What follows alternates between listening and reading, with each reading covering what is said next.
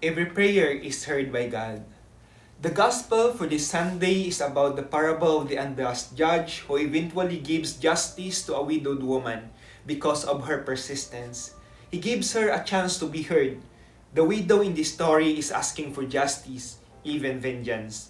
In biblical times, widows were considered among the lowest society. It was usually the man who went to court, so for a woman to plead her case was very unusual. The judge, like in our context today, holds authority. He has the power to condemn those who are in the wrong. The gospel is a parable about prayer. The word parable comes from the Greek word para, meaning alongside. So, parable literally means to throw alongside. It's a story thrown alongside reality to give us a new perspective we can relate to. In this case, the parable helps us to understand prayer. Prayer is not magic. It's not something where once we ask, God will magically grant our wish.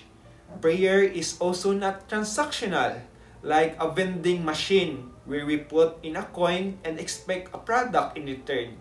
Prayer is communication with God, sometimes through words, other times through silence. The word communication comes from the root word communion, which means to become one with. So in prayer, we become one with God.